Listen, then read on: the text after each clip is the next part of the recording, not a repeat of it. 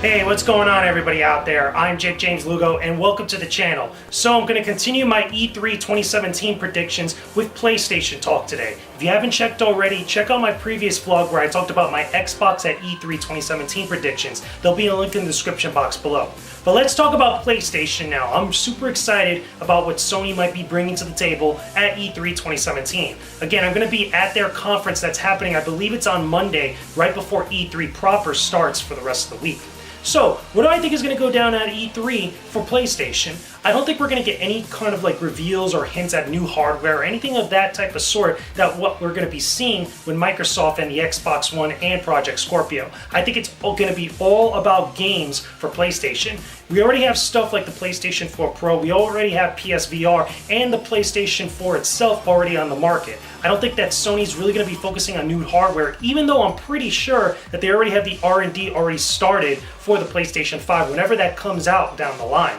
But I think it's going to be all about the software this time. We're going to be expecting a lot of information on games that we've already seen at places like last year's E3 in 2016 and PlayStation Experience, as well as all the other events that have happened throughout the world throughout the year of 2016. So, what games do I expect are going to be spotlighted? Well, I'm pretty sure we're going to get some more information about God of War. I don't think it's going to be called God of War itself. I think that it might get a new subtitle. I'm pretty sure that they're going to... It's a reboot to the series, but I'm almost certain at this point they're going to kind of continue it and not call it God of War 4. They might give it a separate subtitle that actually gives some sort of inclination of the Norse mythology, as well as also what's going on with Kratos in this actual story. Again, we've already seen some gameplay, we've already seen kind of like a theatrical trailer at this point since last year's E3, as well as also during PlayStation Experience. But I want to see more. I want to see what some of the other enemies are like. I want to see what other things are we going to, or what is going to go down with Kratos and this young boy that he's carrying around with him.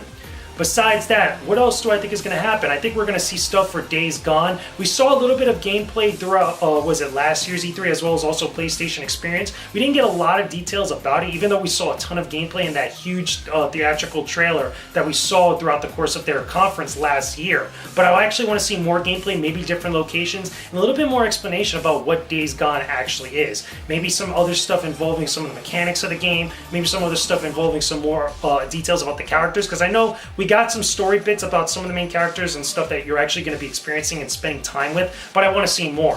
Again, this is going to be a running theme throughout the entirety of PlayStation at E3 2017. We already have hardware out there. PlayStation is doing phenomenal at this point, especially in the first and the second quarter of 2017. I'm pretty sure that they're going to kind of make a big blowout by the end of 2017 this time around. So what other games do I expect are going to get some type of like showcase? Well, I do believe obviously we got Crash Bandicoot, the Insane Trilogy, that's coming out at the end of this coming month, which is the end of June. We'll probably see more gameplay of that. It'll probably be playable on the floor. I've had the chance to play the game at PlayStation Experience, as well as also a couple other events, and I can tell you right now, feels phenomenal, looks phenomenal, can't wait to see more. I can't wait to get my hands on Crash 2, to be honest with you. Even though they've been teasing Crash 2 and showing a little bit of Crash Bandicoot Warps, Crash 2 was always my game. But besides that, Spider-Man. I think we're going to see more of the Spider-Man that's coming from Insomniac Games. I think it's going to be awesome. I can't wait to see what they're actually going to be doing with that. I'm hoping we get some sort of explanation or reveals about who the villains are, what type of stuff are going to be going down in the city. This is that Spider-Man game that's totally removed from the Marvel Cinematic Universe and totally removed from what Sony was doing in the past. This is its own kind of like contained thing, and I think that's kind of towards its advantage. Now, besides that, there's a bunch of other games that are probably going to be talked about in some form or capacity that might not necessarily be shown or might be hinted at here and there. Probably not necessarily during their conference. Stuff like, Death Stranding from Hideo Kojima, which I'm pretty sure a lot of people want to know more about. But I think they've gone on record at some point saying that it won't be at the show. I don't think we're going to get a lot for quite some time. Maybe next year's E3, if not the following, because Hideo Kojima is going to take a long time developing that game. So it's going to be germinating for quite some time. I'm pretty sure we're also going to get some more stuff about Destiny. We're going to get some more stuff about Call of Duty World War II. I think those are games that are really catering to the PlayStation ecosystem this time around, as opposed to the Xbox ecosystem. We're getting exclusive DLC content as far as like timed exclusivity, as well as other little perks here and there for those that pick up those games on PlayStation 4.